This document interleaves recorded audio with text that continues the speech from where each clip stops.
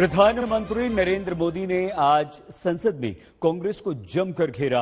राष्ट्रपति के अभिभाषण में कांग्रेस पर जमकर हमला बोलते हुए प्रधानमंत्री नरेंद्र मोदी ने देश के पहले प्रधानमंत्री पंडित जवाहरलाल नेहरू का बार बार उल्लेख किया और कांग्रेस की सरकार में गरीबी और महंगाई के बारे में बताया और ये कहा कि अगर आज कांग्रेस की सरकार होती तो वो भी नेहरू जी की ही तरह अपने हाथ झाड़कर खड़ी हो जाती और सारा ठीकरा कोरोना पर फोड़ देती।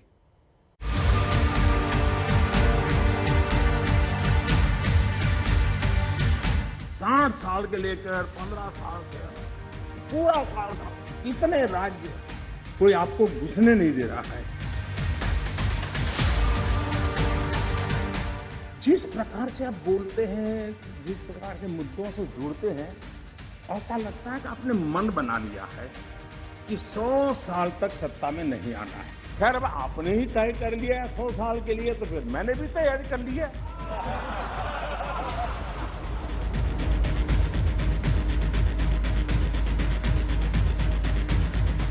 देखिए, आपकी इच्छा रहती है ना, मैं पंडित जी का नाम नहीं बोलता हूं, आज मैं बार बार बोलने वाला हूं। आज तो नेहरू जी ही नेहरू जी, मजा लीजिए। आज आपके नेता कहेंगे मजा आ गया। Jammu Kashmir, of course Jammu Kashmir, Nagaland, of course, Andaman Nicobar, of course. 2 फरवरी को राहुल गांधी ने अपने परिवार के सदस्यों की कुर्बानी का हवाला देते हुए प्रधानमंत्री पर शहंशाह की तरह देश को चलाने का तंज कसा था, जिसका आज पीएम सूद समेत जवाब दिया। राहुल पर ताना कसा कि वो संसद में भी पार्टी को मुश्किल में छोड़कर चले गए। मालूम है, उनको मालूम है कि मुसीबत में फंसे हैं आज, और कुछ लोग बोल करके भाग जाते हैं और झेलना ऐसे बेचारों को पड़ता है। मौका तो राष्ट्रपति के अभिभाषण पर जवाब देने का था, लेकिन पीएम का सारा फोकस कांग्रेस और राहुल गांधी पर था। प्रधानमंत्री ने अपने करीब 2 घंटे के भाषण में टुकड़े टुकड़े गैंग, अहंकार, गरीब, महंगाई, कोरोना और मेक इन इंडिया को कांग्रेस पर हमले के हथियार के तौर पर इस्तेमाल किया और पंडित नेहरू का नाम बार बार लिया। वो जब दिन को रात कहें तो तुरंत मान जाओ, नहीं मानोगे तो वो दिन में नकाब ओढ़ लेंगे। 2 करोड़ की जरूरत हुई, जरूरत हुई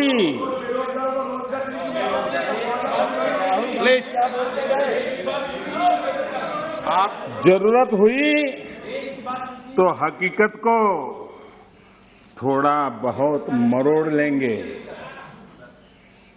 वो मगरूर है, खुद की समझ पर बेइंतहा। उन्हें आईना मत दिखाओ, इन्हें आईना मत दिखाओ, वो आईने को भी तोड़ देंगे।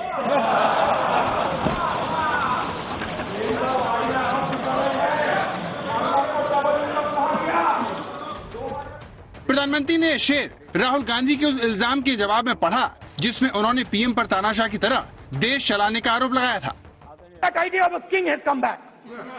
That there is a king, a Shahinshah, a ruler of rulers, a master of masters.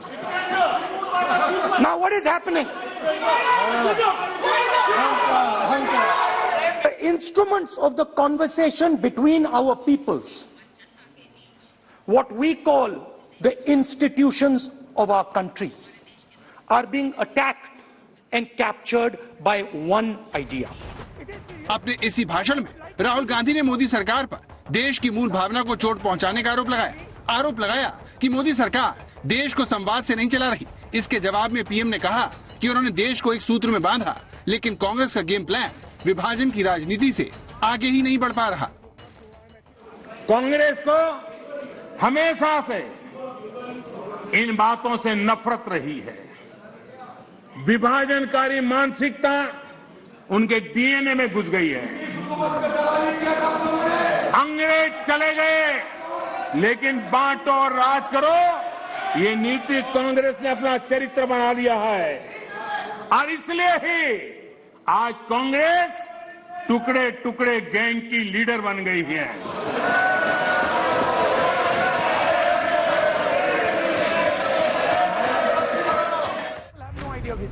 दरअसल राहुल गांधी ने अपने भाषण में कहा था कि मोदी सरकार विरोध की आवाज को दबा रही है, जबकि राष्ट्र की परिभाषा की बिल्कुल उलट है। My grandmother was shot 32 times and my father was blown into bits. So I understand a little bit about what this country is. My blood has been sacrificed not by me, by my great grandfather, by my grandmother, by my father for this country. So I understand what it is. And then शायद राहुल गांधी के इसी बयान को सुनकर PM ने अपने पलटवार के केंद्र में जवाहरलाल नेहरू को रखा और कांग्रेस के शासनकाल की महंगाई और गरीबी का जिक्र किया। पंडित नेहरू जी ने लाल किले पर से कहा था, और ये उस जमाने में कहा गया था, तब ग्लोबलाइजेशन इतना नहीं था, नाम मात्र का भी नहीं था। उस समय नेहरू जी लाल किले से देश को संबोधन करते हुए क्या कह रहे हैं? कभी कभी कोरिया में लड़ाई भी हमें प्रभावित करती है। इसके चलते वस्तुओं की कीमतें बढ़ जाती है और यह हमारे नियंत्रण से भी बाहर हो जाती है। देश के सामने देश का पहला प्रधानमंत्री हाथ ऊपर कर देता है, हाथ ऊपर कर देता है। आगे क्या कहते हैं? देखो जी, आपके काम की बात है। आगे कहते हैं, पंडित नेहरू जी आगे कहते हैं,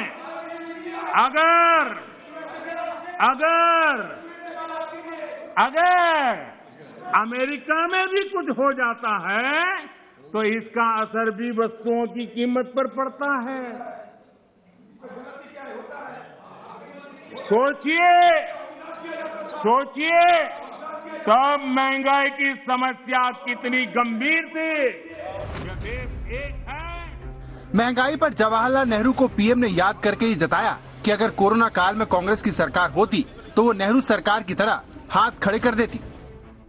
कुछ और दुनिया के वाकयात, अगर वहाँ कोरिया में लड़ाई हो तो उसका असर यहाँ पड़ जाता है चीजों के भाव पर, हमारे काबू के बाहर बात है। अगर अमेरिका में कोई बात हो उसका असर यहाँ की चीजों के दाम पे पड़ जाए। प्रधानमंत्री ने नेहरू सरकार के अलावा मनमोहन सरकार की भी याद दिलाते हुए कांग्रेस को आड़े हाथों लिया और कहा कि आज भले ही पी चिदम्बरम महंगाई पर अखबारों में लेख लिखे, लेकिन यूपीए सरकार में वो इस मुद्दे को लेकर असंवेदनशील बने हुए थे। कांग्रेस के जहां महंगाई दर डबल डिजिट में थी, 10% से ज्यादा थी, वहीं 2014 से 2020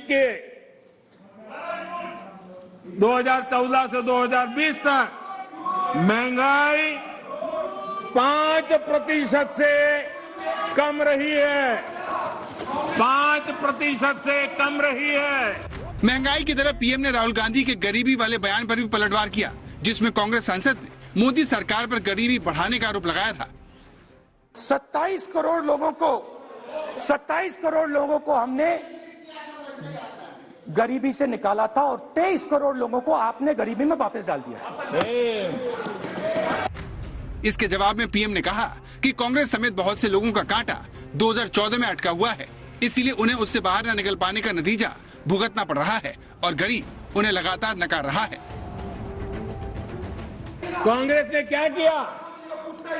माननीय अध्यक्ष जी, कांग्रेस ने गरीबी की परिभाषा बदल दी।